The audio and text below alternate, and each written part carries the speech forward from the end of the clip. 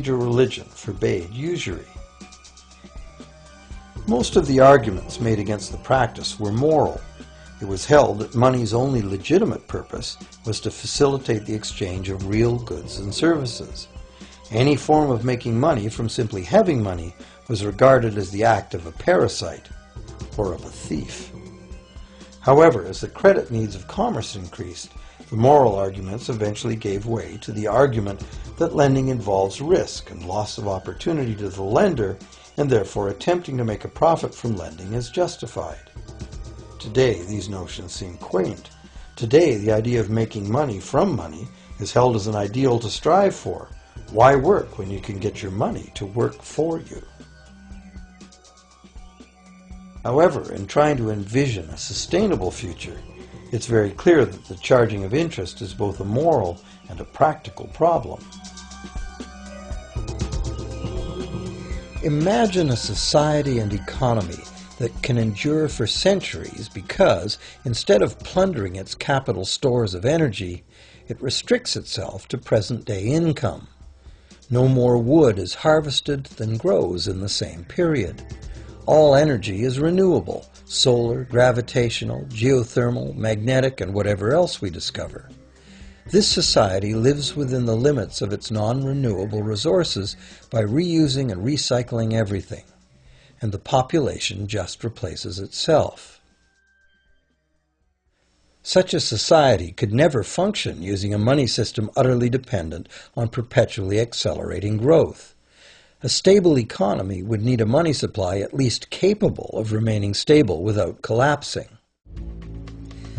Let's say the total volume of this stable money supply is represented by this big circle. Let's also imagine that moneylenders must actually have existing money to lend. If some people within this money supply begin systematically lending money at interest, their share of the money supply will grow.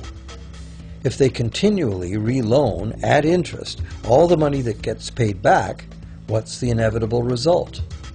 Whether it's gold, fiat, or debt money doesn't matter. The money lenders will end up with all the money. And after the foreclosures and bankruptcies are all filed, they'll get all the real property too.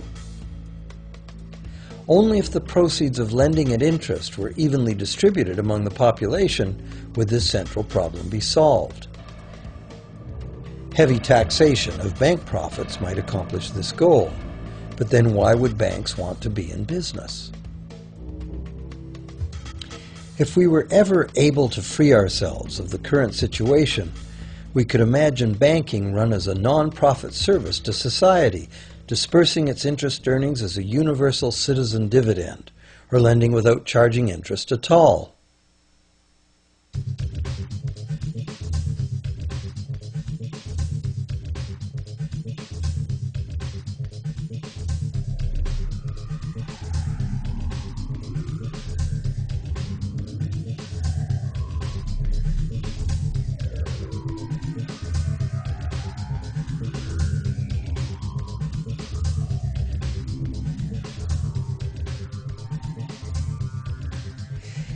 If it is the fundamental nature of the system that causes the problems, tinkering with the system cannot ever solve those problems. The system itself must be replaced. Many monetary critics call for a return to gold-based money, claiming that gold has a long history of reliability. They ignore the many scams that can be played with gold: shaving coins, debasing the metal, cornering the market, all of which were abundantly practiced in ancient Rome and contributed to its fall. Some advocate silver, it being more abundant than gold and therefore more difficult to corner. Many question the need to bring back precious metals at all. No one wants to go back to carrying heavy sacks of coins to go shopping. It's a certainty that paper, digital, plastic, or more likely biometric ID money would be the real medium of trade, with the same potential for creating unlimited debt money we have now.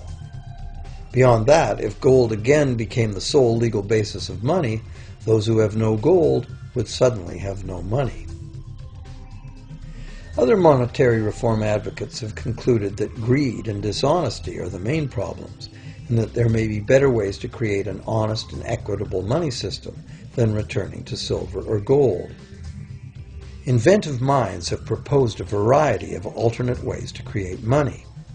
Many private barter systems create money as debt, much as banks do, but it is done openly and without charging interest. An example is a barter system in which debt is expressed as pledges of hours of work, all work being valued equally at a dollar figure that then allows hours to be equated with the dollar price of goods. This kind of money system can be set up by anyone who can devise a way to do the accounting and find willing and trustworthy participants. Setting up a local barter money system, even if it were little used now, would be prudent emergency planning for any community. Monetary reform, like electoral reform, is a big topic, and one that requires a willingness to change and to think outside the box. Monetary reform, again, like electoral reform, will not come easily, because the enormously powerful interests that benefit from the existing system will do their utmost to maintain their advantage. Now that we've seen that money is just an idea, and that in reality money can be whatever we make it, here's one very simple alternative monetary concept to consider. This model is based on systems that have worked in the past, in England and America, systems that were undermined and destroyed by the goldsmith bankers and their fractional reserve system.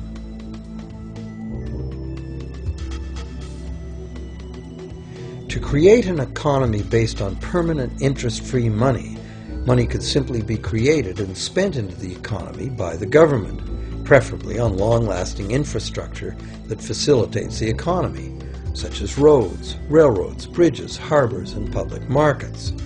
This money would not be created as debt, it would be created as value, that value being in the form of whatever it was spent on. If this new money facilitated a proportional increase in trade requiring its use, it would cause no inflation whatsoever. If government spending did cause inflation, there would be two courses of action available. Inflation is equivalent in effect to a flat tax on money. Whether the money goes down in value 20% or the government takes 20% of our money away from us, the effect on our buying power is the same. Viewed this way, inflation in place of taxation might be politically acceptable if well spent and kept within limits. Or government could choose to counter inflation by collecting tax monies that it then takes out of use, thus reducing the money supply and restoring its value. To control deflation, which is the phenomenon of falling wages and prices, the government would simply spend more money into existence. With no competing private debt money creation, governments would have more effective control of their nation's money supply. The public would know whom to blame if things went wrong. Governments would rise and fall on their ability to preserve the value of money. Government would operate primarily on taxes, as it does now, but tax money would go much, much further, as none of it would be required to pay interest to private bankers. There could be no national debt if the federal government simply created the money it needed. Our perpetual collective servitude to the banks through interest payments on government debt would be impossible.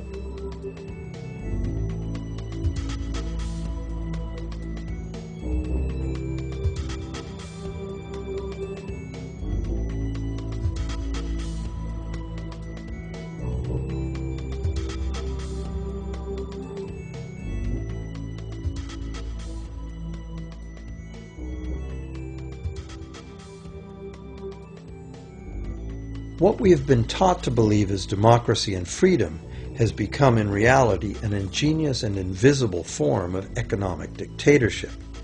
As long as our entire society remains utterly dependent on bank credit for its supply of money, bankers will be in the position to make the decisions on who gets the money they need and who doesn't.